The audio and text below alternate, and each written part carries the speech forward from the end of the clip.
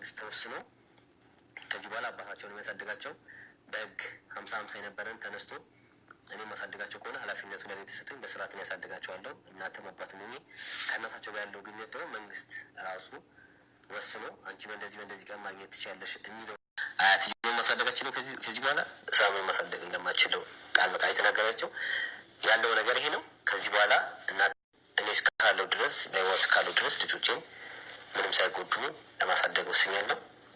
ፊድባክ ፈልጓል እነቴ ነው ይሄንን የምናገረው እና ስለ እውነት ስለመናገር ፋኒ በጣም ነው ያሳዘንከኝ። በጣም በቃ ቃላቶች የሉኝም። በጣም ነው ያሳዘነኝ። ከዛ በላይ ደግሞ ያሳዘነኝ እሱ ላይ ኮመንት የጻፉት በጣም ብዙ ወንዶች እኔም እንደዚህ ሆኛለሁ ብለው ሲጽፉ፣ እኛ ብዙ ጊዜ ስለ ሴቶች መበደል መጎዳት እንጂ ስለ ወንዶች ብዙ አናወራም እና አሁን ግን በግላጭ መጥቶ ፋኒ ይህንን ሲያሳየንና ሲያወራ ግዴታው ነው። የአባቶች ወንዶች ጥለው ይሄዳሉ እንጂ ተቀብለው አያሳድጉም። ወንድ ልጅ ችግር ሲመጣ ሩጦ ማምለጥ ነው የሚወደው። ብዙዎቹ ሴቶች ናቸው ብዙ ጊዜ የሚጋፈጡት እና አሁን ላይ ግን በጣም በሚያሳዝን ሁኔታ አንተ እናትም አባትም ሆነ ልጆችን እያሳደግክ ነው።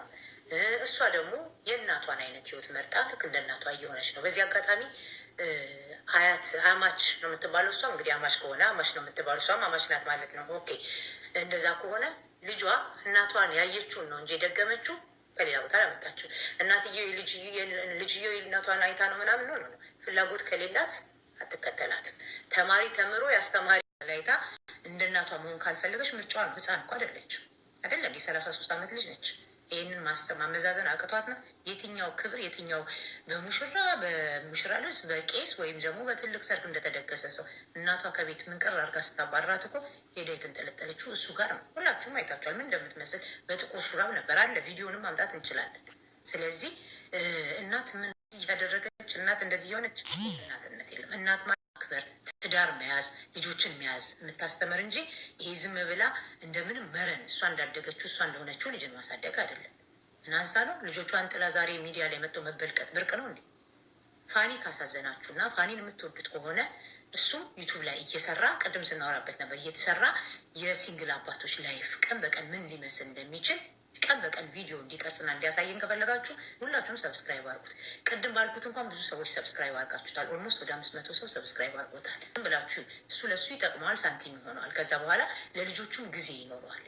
ይሄ ደግሞ ግዴታውም ነው። ጎበዝ ስለሆነ ነው፣ ጨዋ ስለሆነ ነው። ጨዋነቱም ደግሞ ሚ ግን ማነሽ ጂጂ የምታደርጊው ነገር ትክክል መስሎ ሊታይሽ ይችላል። ግን ያለሽው ህግ ያለበት ሀገር ዛሬ የማትችሉትን ጀርመንኛ አይደለም እንግሊዝኛ እንኳን እየተንተባተባችሁ ገደል ይዛችሁት የገባችሁት ይበዛል።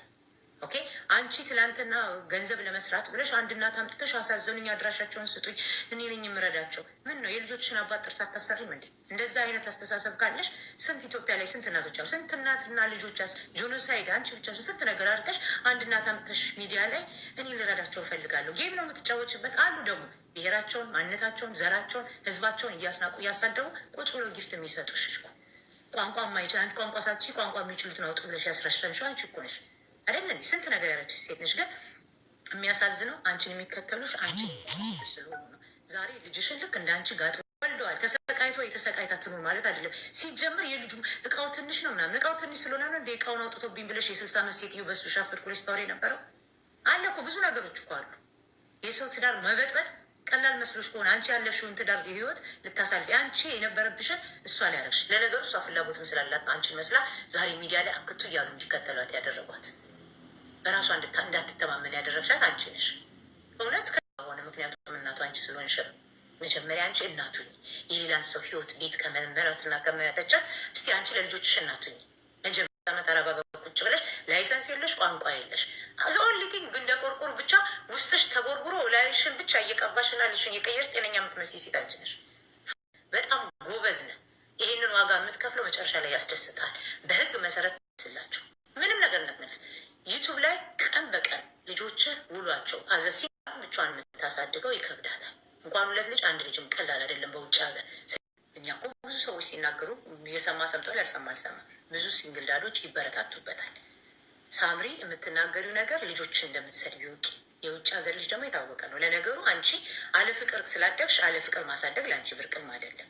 ለሚያይ ሰው እኮ በፍቅር ላደገ ልጆቹን አኮ ለሚያሳድግ ነው እንጂ ያስደነገጠው ለእንደናንተ አይነቱ እኮ የብርቅ አይደለም።